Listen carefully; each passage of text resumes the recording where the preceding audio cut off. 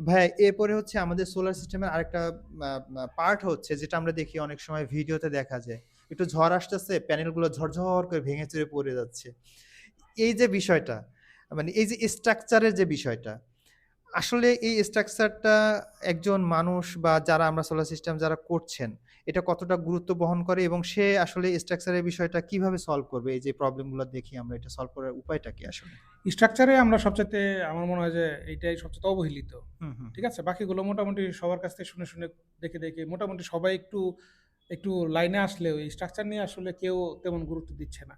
এইটার ২ টা রিজন। এক হচ্ছে স্ট্রাকচারে যত হেভি দিবেন তত খরচ বেশি হবে। হুম, হুম, হুম। আরেকটা জিনিস হচ্ছে অ্যাওয়ারনেস এর অভাব।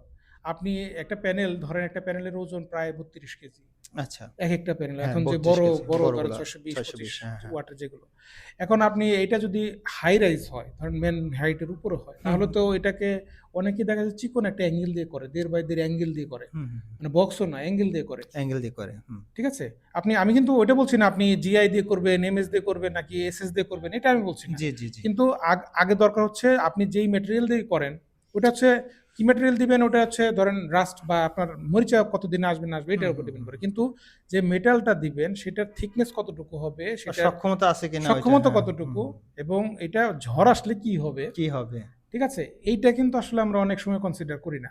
এটাতে অবশ্যই আপনাদের যদি রুফটপে হয়, হুম, হুম। তাহলে যদি মানে নিচু হয়, তাহলে আপনারা এক ধরনের স্ট্রাকচার ব্যবহার করতে হবে। আর যদি মেইন হাইটের উপর হয়, তাহলে অবশ্যই আপনাকে আরো হেভি স্ট্রাকচার ইউজ করতে হবে। আমরা ভাই বাংলাদেশে যেটা দেখি যে স্ট্রাকচারের বিষয়টা আ আমরা যদি কিছুকাল আগেও আ খেয়াল করতাম, সেক্ষেত্রে স্ট্রাকচারের সাপোর্টটা কোথাও নিতে গেলে আমরা ভাই আসলে পাইতাম না। মানে আমরা তো দেখি যে বাইরের কান্ট্রি গুলো ওরা যে টিনের উপরে ইভেন টিন শেডের উপরে স্ট্রাকচার ব্যবহারের জন্য কত সুন্দর, সুন্দর ওদের কিছু চ্যানেল আছে, কিছু জিনিস ব্যবহার করে। এখন এই এখন বিষয়গুলো টিনের হ্যাঁ। চাল বা শেডের উপরে হুম, বড়, হুম, বড় হুম। স্ট্রাকচার জি, জি। মানে অনেক বড় অনেক সোলার প্যানেল লাগানো হচ্ছে। বাংলাদেশে এখন এই অ্যালুমিনিয়ামের রেলগুলো পাওয়া যাচ্ছে।